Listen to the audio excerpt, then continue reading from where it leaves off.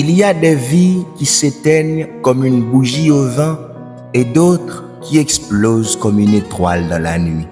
La vie du prophète Kakou Séverin est de celles que le temps ne peut effacer, non pas pour leur longueur, mais pour leur intensité, non pour leur prestige terrestre, mais pour l'empreinte invisible qu'elles laissent sur des générations entières. Né dans une Côte d'Ivoire tiraillée entre tradition ancestrale et élan moderne, Kakou Séverin n'a jamais été un homme ordinaire. À l'âge où les autres rêvaient de réussite matérielle, lui rêvait d'une visitation divine. Et ce rêve est devenu réalité. Appelé dès sa jeunesse par une voix céleste que lui seul pouvait entendre, formé dans le secret des douleurs, visité dans les ténèbres d'un coma, il est devenu l'un des porte-voix les plus enflammés de l'évangile dans la francophonie. Mais plus qu'un homme de foule, il fut un homme de feu. Un feu intérieur qu'aucune circonstance n'a pu éteindre, ni les trahisons, ni la maladie, ni la mort. Dans cette biographie, suite d'un travail de mémoire, de prière et d'investigation, ne retraçons pas seulement les étapes d'une vie, nous entrons dans les coulisses de l'appel, les combats de l'âme, les prophéties fulgurantes, les miracles silencieux, les heures d'agonie et les éclats de gloire. Nous suivrons l'homme, le mari, le serviteur, le prophète. Nous entendrons la voix de sa compagne, témoin direct de ses conférences, dépositaire de ses larmes et gardienne de son héritage. Cette bio n'est pas une œuvre hagiographique, c'est un récit brûlant, dérangeant, glorieux. Une invitation à croire que Dieu appelle encore des hommes à marcher à contre-courant, à souffrir pour la vérité, à annoncer la résurrection dans un monde obsédé par la mort. Car Kakou Séverin n'est pas seulement un nom dans l'histoire du réveil ivoirien, il est un signal du ciel, un avertissement, une promesse et surtout une semence éternelle. Salut, que la grâce soit sur ta vie. Bienvenue sur cette chaîne. Dans cette série, chaque vidéo est une plongée dans la vie de celles et ceux qui ont marqué l'histoire par leur foi, leur passion et leur engagement. Des biographies inspirantes, des parcours bouleversants, des réveils spirituels. Tout cela pour nourrir ta foi et t'encourager dans ta marche. Si ce contenu t'interpelle, abonne-toi, clique sur j'aime et surtout, partage cette vidéo avec quelqu'un qui a besoin d'être encouragé aujourd'hui. Il naquit un soir de pluie, une pluie lourde, étrangère, comme si le ciel s'essuyait les yeux en silence. C'était en 1968, dans une Côte d'Ivoire rurale encore imprégnée d'encens d'ancêtres, de cloches d'église et de tam-tam entre les collines. Sa naissance n'avait rien de spectaculaire. Aucune étoile ne brillait au-dessus de la case, aucun son de chauffard, aucun ange ne chanta, mais les cieux savaient et l'enfer aussi. Son nom, Séverin, mais son appel, lui, portait une autre empreinte, celle d'un prophète que personne n'attendait, ni ses parents, ni son village, ni même l'église. Enfant chétif, silencieux, toujours absorbé par une profondeur invisible, il ne jouait pas comme les autres. Tandis que les gamins couraient après des cerfs-volants de fortune et des mangues mûres, Séverin observait. Il regardait les nuages comme s'il parlait. Il fixait le vent comme s'il entendait une autre langue. Dès son plus jeune âge, il ressentait une étrangeté dans le monde, une déchirure entre ce qu'on lui disait et ce qu'il ressentait. L'école, il la fréquentait, mais son cœur était ailleurs. Son cahier d'enfance, au lieu d'être rempli de conjugaisons, l'était de croix dessinées, de versets griffonnés et de mots qu'il disait entendre dans la nuit. « Réveille-toi, lève-toi, car tu seras ma bouche. » Sa famille, profondément enracinée dans les coutumes ivoiriennes, ne comprenait pas. Certains disaient qu'il était bizarre, d'autres qu'il était trop fragile pour ce monde. On lui attribuait une santé faible, une sensibilité trop grande et parfois même un esprit dérangé. Mais en lui, une voix grondait. « Tu n'es pas né pour suivre, mais pour porter. Tu n'es pas né pour t'adapter, mais pour percer. » Ce rejet précoce fut sa première école, celle du silence et de l'isolement. Il découvrit que l'appel de Dieu commence souvent par le rejet des hommes. Les cris de solitude dans sa chambre devinrent des prières, ses larmes des semences de puissance. Il n'était pas encore pasteur, encore moins prophète. Mais Dieu, dans son atelier invisible, était en train de tailler une épée. Un jour, à l'âge de 12 ans, Il raconta à sa mère un rêve étrange. Il avait vu un homme en feu le toucher et lui dire « Ce feu sera en toi et tu le répandras. » Elle secoua la tête. On rangea cela parmi les rêves d'enfants. Mais quelque chose s'était ouvert.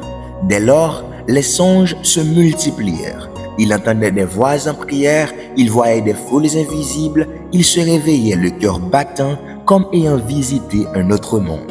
Et souvent, sans comprendre pourquoi, il se levait la nuit, les genoux sur le sol, les yeux vers le ciel. Il ne savait pas prier comme les adultes, il n'avait pas encore les mots, mais il avait la soif.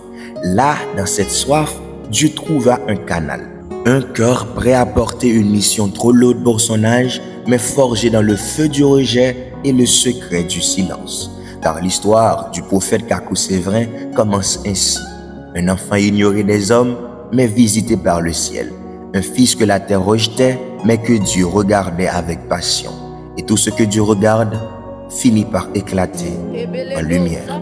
L'appel de Dieu n'est pas une cérémonie douce et solennelle, faite de parfums et de chants paisibles. Parfois, il explose comme un feu. Il prend d'assaut l'âme, il arrache, il fracture, il consume. Pour Séverin, ce fut une brûlure irréversible. Il avait environ 17 ans. L'adolescence pour d'autres, mais pour lui, c'était déjà un désert, une saison d'étrangeté intérieure. Alors que ses camarades rêvaient de moto, de succès ou d'amour, lui rêvait de sanctification, de désert et d'âme. Il disait « Je ne peux pas vivre comme eux. Quelque chose en moi m'interdit de dormir. Je sens une main sur mon dos, une voix dans mes os. Je ne peux pas rester calme. » Il n'avait pas encore de chair, il n'avait pas encore de ministère, mais il portait déjà une parole. Elle ne venait pas de livres ni d'hommes, elle venait d'ailleurs. Un soir, dans une réunion de prière locale, pendant qu'un pasteur prêchait sur Moïse et le buisson ardent, quelque chose explosa en lui. Ce n'était pas une émotion, c'était une convocation. Son cœur se mit à battre fort, sa gorge se serra. Il sortit précipitamment. Il courut jusqu'à un champ, tomba à genoux dans la poussière et cria « Seigneur, je n'en peux plus, parle ou je meurs. » Et Dieu parla. Pas avec une voix audible, pas avec un ton dramatique, mais avec une intensité intérieure foudroyante. Il sentit son corps entier vibrer. Il eut la conviction soudaine, irréfutable, que sa vie venait de basculer. Tu es choisi, tu es mis à part. Tu prêcheras ma parole nue, sans artifice. Tu seras ma voix au milieu d'une génération adultère et tu souffriras, mais je serai avec toi. C'était la première fois qu'il entendait clairement l'appel. Et pourtant, ce n'était pas la dernière, car cette parole, loin de le rassurer, l'embrasa. Elle s'imprima en lui comme un feu. Jour et nuit, il la sentait. Elle le réveillait en sursaut. Elle l'empêchait de rire quand tout le monde riait. Elle le poussait à jeûner, à marcher dans les rues, à prier dans les bois, à pleurer sans raison. Il disait, « Cette chose-là, ce feu-là, si je ne parle pas, je meurs. Si je parle, on me hait. Mais si je me tais, je me trahis. » Alors il parla, sans micro, sans église, sans invitation. Il commença à prêcher dans les rues, dans les bus, dans les marchés. Il annonçait un Dieu vivant. Il dénonçait les compromis. Il pleurait en prêchant. Il tremblait, mais les gens s'arrêtaient. Certains riaient, d'autres pleuraient. Quelques-uns se moquaient, mais tous sentaient. Cet homme ne parle pas par lui-même. Son premier message public, en plein carrefour d'Abidjan, résonne encore dans les souvenirs de ceux qui l'ont entendu.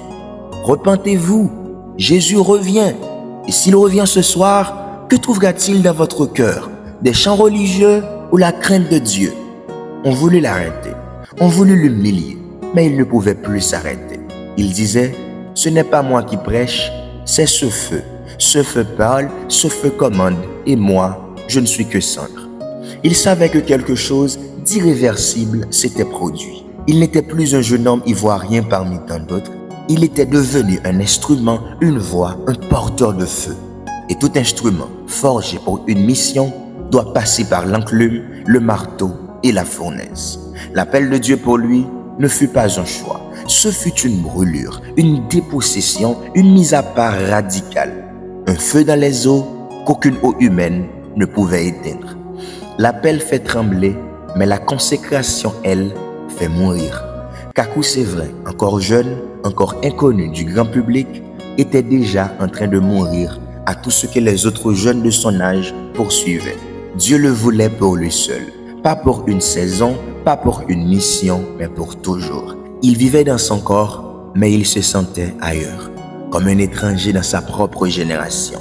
Même quand il essayait de revenir à la normalité, quelque chose l'isolait, une sainte solitude, une main qui le retirait du tumulte. Il disait souvent, « Je n'ai pas choisi cette vie, mais elle m'a choisi.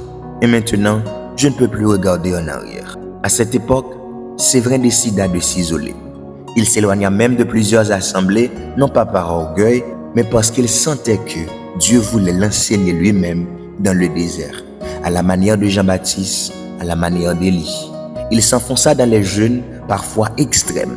Il passait des jours et des nuits sans nourriture, prostré sur des nattes, pleurant, écoutant, combattant. Sa Bible, désormais usée, devenait son unique miroir. Les psaumes, Jérémie, Ézéchiel lui parlaient comme s'ils avaient été écrits pour lui. Il confia un jour, « Ce que je vis dans le secret, personne ne le comprendra. Mais Dieu est en train de me casser. Je sens ses marteaux. Il frappe mes ambitions, mes peurs, mes émotions. Il ne veut rien de moi, sauf ma mort. » Et il mourait, jour après jour, à ses rêves, à ses désirs, à sa réputation. Ses amis d'enfance le trouvaient désormais trop spirituel. On le surnommait le prophète fou. D'autres disaient qu'il cherchait à se faire remarquer. Même dans les milieux chrétiens, il dérangeait. Il ne parlait pas comme les autres, il ne prêchait pas pour plaire. Il ne chantait pas pour attendrir. Il dénonçait les compromis avec un regard brûlant, presque insupportable. « Je préfère être seul avec Dieu que populaire avec les hommes, disait-il. Mais cette solitude lui coûtait. L'isolement n'était pas un choix, c'était une prison volontaire, un feu qui l'enfermait dans le cœur de Dieu, mais le séparait du monde. Sa mère s'inquiétait, sa famille doutait.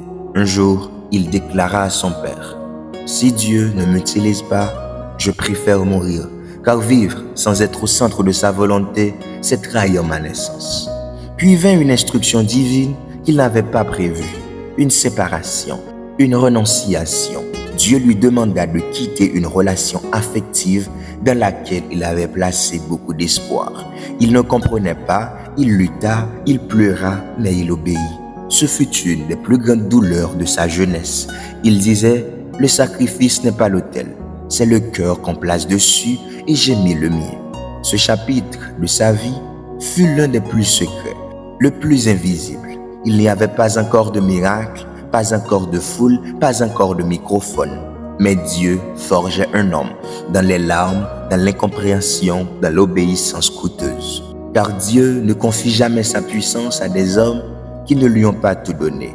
La consécration n'est pas un chant, c'est une crucifixion lente. Et Kakou Séverin était en train de mourir pour bientôt ressusciter en flamme vivante.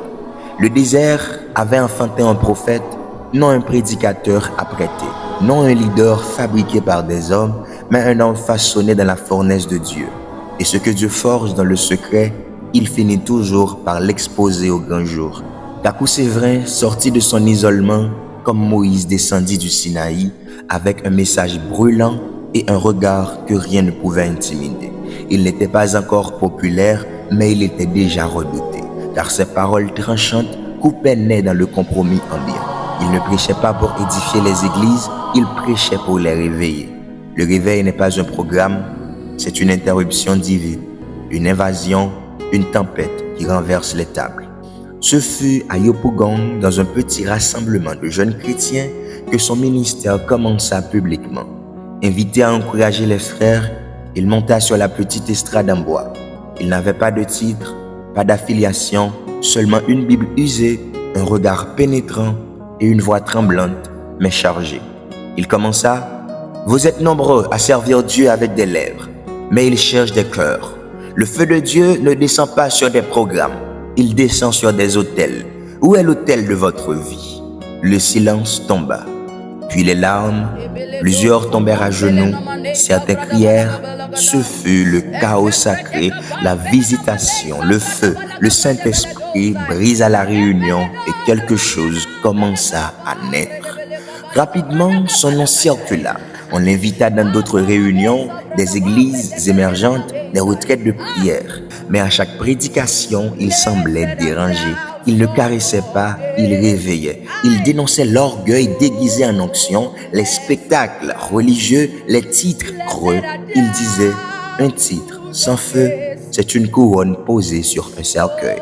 Alors que certains étaient frappés dans leur conscience et transformés, d'autres bouillonnaient intérieurement. Il fut accusé d'arrogance, de rébellion, de jugement. Mais il répondait toujours, « Je ne vous juge pas, c'est le feu que je porte qui met vos œuvres à nu. » Mais Dieu confirmait sa parole. Les premiers signes de puissance apparurent sans lui, sans caméra. Un enfant sourd fut guéri à la fin d'un culte. Une femme atteinte de convulsions chroniques retrouva la paix après une simple prière. Un pasteur tombé dans l'adultère confessa publiquement ses fautes après une prophétie tranchante venue de Kakou. Et pourtant, ce n'est pas la puissance qui impressionnait, c'était la présence. Une intensité sacrée, une autorité invisible. Même ceux qui le rejetaient en privé disaient, quand il parle, on sent Dieu. Mais ce feu, aussi pur soit-il, finit par l'exclure. Des églises fermèrent leurs portes.